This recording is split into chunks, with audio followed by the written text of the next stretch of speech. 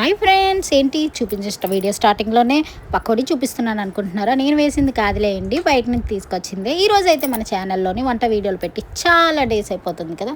So అందుకనే చాలా easy simple వంటకంతో మీ ముందుకు వచ్చేసాను. అదే పకోడీ పులుసు కర్రీ. చాలా బాగుంటుందండి పకోడీ పులుసు కర్రీ. దీనికోసం అయితే నేను మొదటగా 2 మీడియం ఉల్లిపాయలు, 2 టమాటీలు, కొద్ది పచ్చిమిరపకాయలు, కరివేపాకు శుభ్రంగా కట్ చేసుకొని క్లీన్ చేసి పక్కన పెట్టుకున్నాను. తర్వాత అయితే ఫస్ట్గా బాండీ పెట్టుకొని ఆయిల్ అనేది మనకి మంచిగా హీట్ అయ్యాక అందులో అయితే మనం ఉల్లిపాయ ముక్కలు వేసుకొని పచ్చిమిరపకాయ ముక్కలు వేసుకొని మంచిగా ఫ్రై అవ్వాలి. ఎలా ఫ్రై అవ్వాలంటే కొంచెం లైట్ పింకిష్ బ్రౌన్ కలర్ వచ్చేలాగా ఫ్రై చేసుకోవాలి. ఆయిల్లో మంచిగా ఫ్రై అయితే మనకి కర్రీకి టేస్ట్ అదిరిపోతుంది. ఏంటి పకోడీ పులుసా అని సింపుల్గా తీసి పడేయచ్చు, కానీ టేస్ట్ మాత్రం అద్భుతంగా ఉంటుంది. ఒక్కసారైనా ట్రై చేసి చూడండి. టేస్ట్ అయితే నేను చెప్తున్నాను కదా, చాలా మేమైతే వీక్లీ వన్స్ తప్పకుండా వండుకుంటాము, ఎందుకంటే అంత బాగుంటుంది. ఈ రెసిపీ అయితే మా అత్తయ్య గారిది. మా అత్తయ్య గారు చాలా బాగా చేస్తారు, చాలా బాగుంటుంది. మాకైతే చాలా ఇష్టం. మేమైతే వీక్లీ వన్స్ పక్కా చేసుకుంటాము, ఎందుకంటే టేస్ట్ అంత బాగుంటుంది అండ్ సింపుల్గా కూడా అయిపోతుంది. మన ఇంట్లో కాయగూరలు లేనప్పుడు కొంచెం పకోడీతో చేసేసుకుంటే కర్రీ చాలా ఈజీగా అయిపోతుంది. దీనికోసం అయితే మీరు ఎంత పుల్ల తింటారో దానికి తగ్గట్టుగా చింతపండు నానబెట్టి ముందుగానే పక్కన పెట్టుకోవాలి. సో అది నానిపోయాక బాగా దాని నుంచి తొక్కు తీసేసి దాని వాటర్ని అయితే ఉల్లిపాయలు మంచిగా ఫ్రై అయిపోయాక అందులో వేసుకోవాలి. మనకి చింతపండు అనేది వేసాం కదా, వేసాక కొంచెం లైట్గా మరిగించాలి, ఎందుకంటే మనకి చింతపండు వేసాక దానికి వాటర్ మనకు కొంచెం పచ్చి స్మెల్ వస్తుంది కదా. సో దానికోసం అయితే కొద్దిగా ఫ్రై చేసుకోవాలి, మరగాలి. కొద్దిగా మరిగాక మనం అందులోని మన టేస్ట్కి సరిపడా కారం, ఉప్పు, పసుపు అనేది యాడ్ చేసుకోవాలి. మేమైతే కారం ఎక్కువే తింటాం కాబట్టి 2 నుంచి 3 టేబుల్ స్పూన్లు మేము కారం వేసుకున్నాము.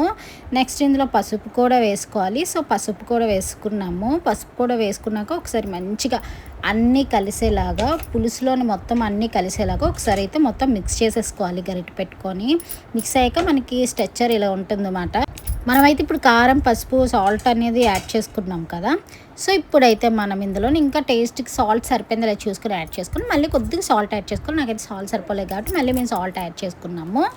నెక్స్ట్ ఇప్పుడు మనం సాల్ట్ వేసాం కదా. సో ఇప్పుడు మనం ఇందులో టమాటీ ముక్కలను కూడా వేసేసుకొని ఒకసారి అయితే మనం కలిపేసి మూత పెట్టి ఒక 5 నిమిషాలు మగ్గనిస్తే టమాటీ కూడా మనకి మంచిగా సాఫ్ట్గా కుక్ అయిపోతుంది.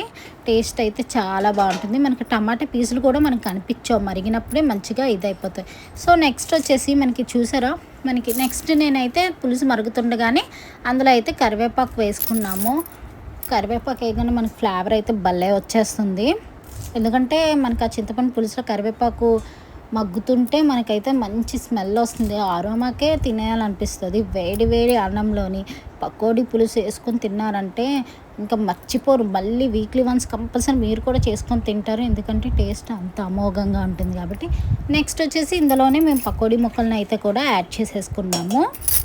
పకోడీ ముక్కలు వేసాక మనకి ఏంటంటే ఈ స్టేజ్లో వేసుకుంటే పులుసులోకి ఆ పులుసు వెళ్తుంది, ఆ ముక్కల్లోకి బాగా నాని టేస్ట్ అయితే చాలా బాగుంటుంది.